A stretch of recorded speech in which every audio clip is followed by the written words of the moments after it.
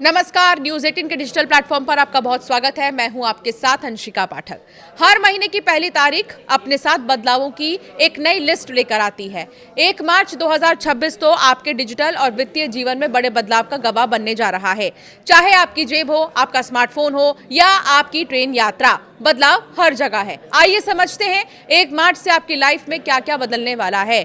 SIM binding अनिवार्य। अब आपका मैसेजिंग ऐप जैसे व्हाट्सएप, टेलीग्राम या बाकी के एप्लीकेशंस मैसेजिंग के आपके सिम कार्ड से लॉक हो जाएंगे। 1 मार्च से सरकार का सिम बाइंडिंग नियम लागू हो रहा है। अगर आप अपने फोन से सिम कार्ड निकालते हैं तो आपके मैसेजिंग ऐप्स काम करना बंद कर देंगे। डिजिटल फ्रॉड रोकने के लिए ये कदम उठाया गया है।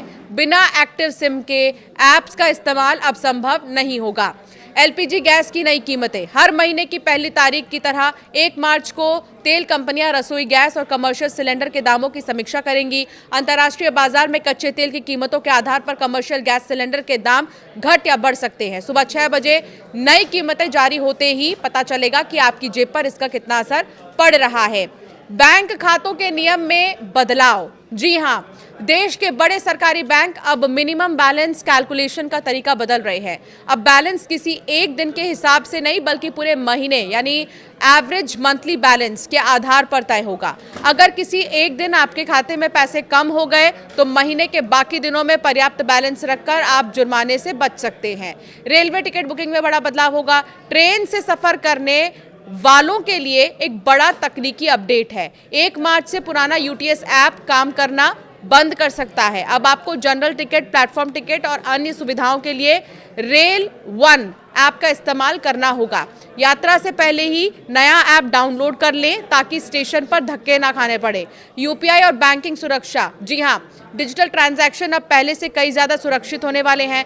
बैंकों ने हाई वैल्यू ट्रांजैक्शन के लिए अतिरिक्त सिक्योरिटी वेरिफिकेशन लागू कर दिया है।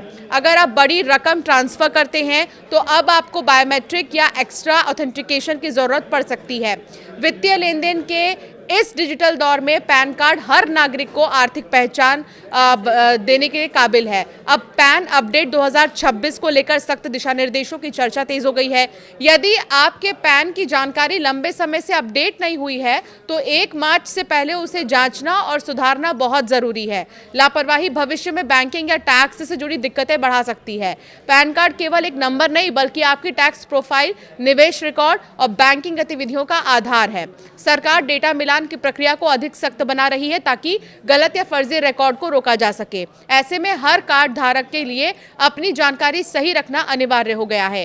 पैन और आधार को जोड़ना अब एक महत्वपूर्ण प्रक्रिया बन चुका है। आयकर विभाग ने पैन आधार लिंकिंग को अनिवार्य बनाया है ताकि एकीकृत वित्तीय पहचान प्रणाली मजबूत हो सके।